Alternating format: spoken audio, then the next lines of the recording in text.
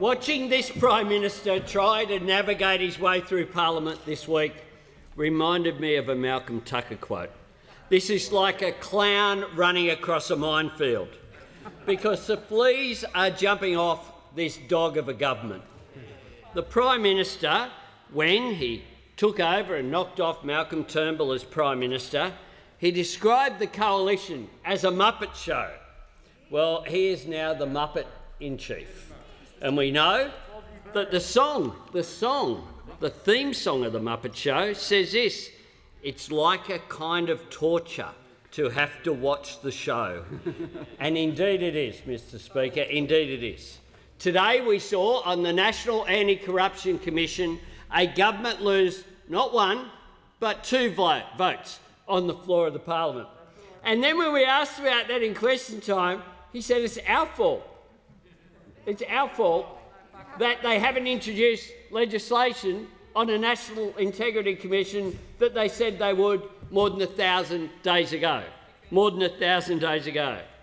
We've seen on the Religious Discrimination Bill, which should be above politics, no attempt to reach out to the opposition, and I thought that was a bit rough. But then I found out they didn't even give it to their own party room before they debated it. So perhaps we shouldn't be so sensitive. Of course, then we have the net zero by 2050 vibe that they've adopted.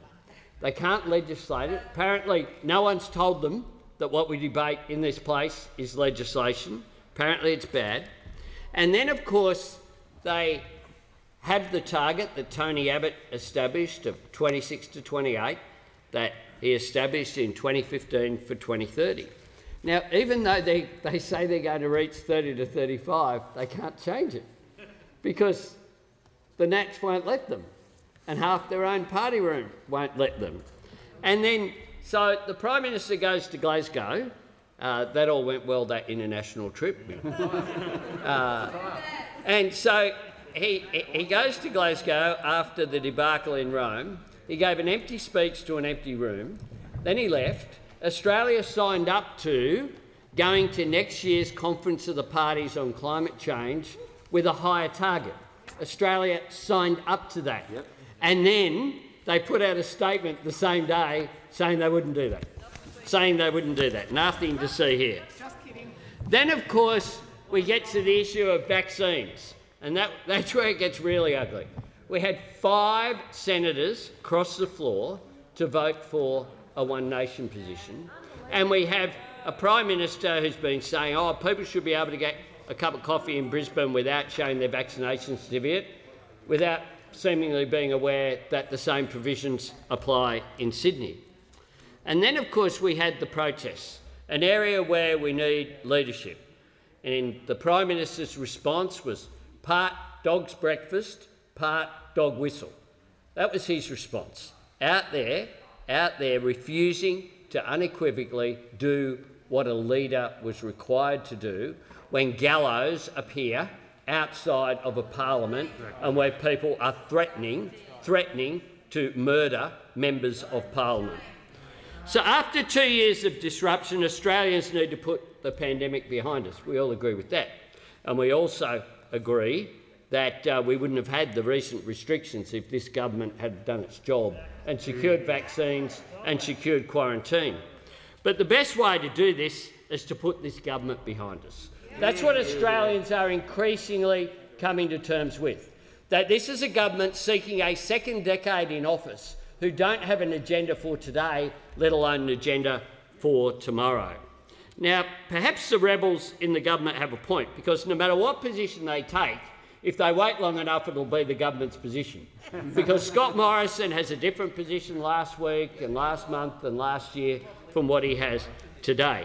The Prime Minister has the consistency of mercury: dense, shiny, slippery, toxic, and will change shape according to any situation. A Prime Minister who has no regard for what he himself said yesterday should be given no regard for what he says today. He said we're at the front of the queue and we weren't. He said it wasn't a race and we know that it was. He said electric vehicles would end the weekend. He said he supported Clive Palmer challenging border restrictions. He said Shanghai Sam 17 times and then denies it. On Monday, he said he texted me that he was going to Hawaii. Then he doubled down. Then an hour later, he had to stand at the dispatch box and say, no, I didn't. No, I didn't, when he realised that maybe there was a bit of evidence there, because he should be aware about text messages because he's party to leaking them, of course, as we know, of world leaders, and thinks that that is the way in which you secure relationships on the international stage. But the fact is that when I receive a text message from someone, like all decent people of integrity, I keep them private. The only reason why anyone knows there was any text message at all is because he went on 2GB live from Hawaii and told people, once again setting a precedent for the Macron incident. But of course the PM did then return and he went to Cobargo, where he falsely claimed he had a long conversation with Zoe Sallucci, which wasn't true. We recall the dreadful messages of the guy who tells us he supports choice, forcing people to shake his hand. Well, I say this, I've never had to force anyone to shake my hand. My mum had a great saying, you can lock your door from a thief, but you can't from a liar. This government is so focused on the photo op, there's never a follow-up. It's all smoke and mirrors. They're incapable of imagining a better future, let alone creating one. They act like an opposition in exile sitting on the government benches. Well, we on this side have a plan to build back stronger after COVID. Our National Reconstruction Fund to support the transformation of existing industries and new industries. Our plan to make Australia a renewable energy superpower. Cleaner energy and cheaper energy that will enable us to build things here and rebuild. Advanced manufacturing, to build manufacturing in areas like trains, defence, agriculture. Our 10-point Buy Australian plan. Our fixing of the national broadband network. This mob that say they support technology are the same mob that thought they should replace the fibre rollout with copper. It says it all about them. And we'll train Australians for those jobs by creating Jobs and Skills Australia, supporting TAFE, supporting new infrastructure by having a fair income infrastructure Australia, not one that's just a place in which you appoint mates. And for all of the jobs that we'll create secure work. This week we've introduced the Same Job, Same Pay legislation.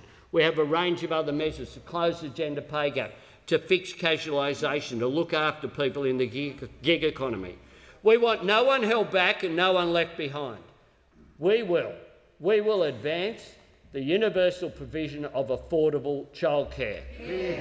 We will protect and defend Medicare as the key organisation behind our health system. We will fix aged care, which has been the subject of neglect by those opposite. We'll address issues like gender inequity in this country, including through women's safety, with 500 new community workers that we announced this week and a family, domestic and sexual violence commissioner. But we'll also make sure that women can't just be turned away in the way that they are en masse from housing when they're fleeing violence. We will allocate 4,000 of our Housing Future Fund for women and children escaping domestic violence. But we'll also talk about what sort of nation we want into the future.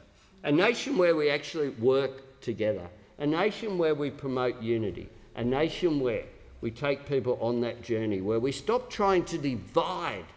This Prime Minister sees every issue as an opportunity to divide Australians. Even when I just asked about the report into safety in the workplace that is this parliament, he sought to divide.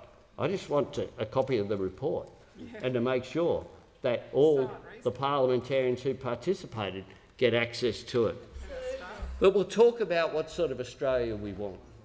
And the Australia that I want is one that recognises the great privilege we have of living with the oldest continuous civilisation on earth here, First Nations people. And that's why we'll implement the Uluru Statement from the Heart in full, including a voice to Parliament that is recognised in our Constitution, something that hasn't been advanced by those opposite, like the National Integrity Commission and so many other things they promised at the last election. It's always just about the announcement and never about the delivery for a Prime Minister who is just not up to the job.